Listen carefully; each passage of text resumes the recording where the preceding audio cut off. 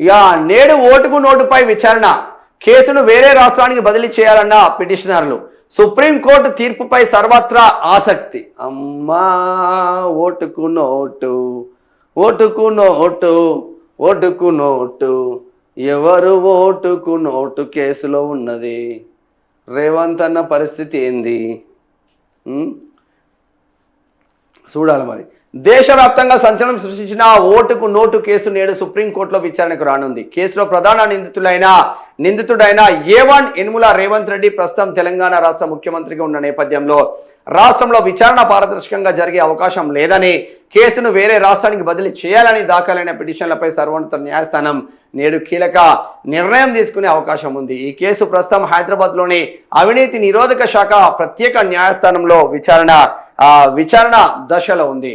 ప్రధాన నిందితుడే రాష్ట్రానికి ముఖ్యమంత్రిగా ఉన్నప్పుడు ఆయన కనుసన్నల్లో పనిచేసే ఏసీబీ యంత్రాంగం నిష్పాక్షపాతంగా దర్యాప్తు లేదా విచారణ ప్రక్రియను ముందుకు తీసుకెళ్లలేదని, సాక్ష్యాధారాల నమోదు, సాక్షుల విచారణ తదితర ప్రక్రియలో పారదర్శకత లోపించే ప్రమాదం ఉందని పిటిషన్లు పేర్కొన్నారు. ఈ నేపథ్యంలో దర్యాప్తు సంస్థలు, అధికారులు స్వేచ్ఛగా వ్యవహరించలేరని, అందుకే కేసు విచారణను పొరుగు రాష్ట్రానికి బదిలీ చేయాలని సుప్రీంకోర్టును అభ్యర్థించారు. కాగా 2015లో జరిగిన తెలంగాణ శాసన మండలి ఎమ్మెల్సీ కోటా ఎన్నికల సమయంలో ఓటుకు నోటు వ్యవహారం వెలుగు చూసిన విషయం తెలిసిందే.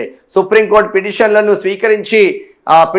స్వీకరించి కేసును బదిలీ చేస్తుందా, లేక తెలంగాణలోని ఏసీబీ కోర్టులోని నిష్పాక్షపాతంగా పారదర్శకంగా విచారణ జరిగేలా ఏవైనా ప్రత్యేక ఆదేశాలు జారీ చేస్తుందా అనేది ఉత్కంఠ నెలకొంది. కొన్నాడు కదా స్టీఫెన్ కొన్నాడుగా ఓటుకు నోటు కేసులో ఎమ్మెల్సీ కోసం, వేం నరేందర్ రెడ్డి ఎమ్మెల్సీ కోసం ఇండో అమెరికన్ ఎమ్మెల్యే అయినా ఆ స్టీఫెన్సన్ కొనడానికి ఆడికి పోయిండు సికింద్రాబాద్. వాళ్ళు కెమెరాలు పెట్టిండు, మంచి సూట్ కేసు బ్యాగ్ నిండా పైసలు నింపుకొని పోయిండు.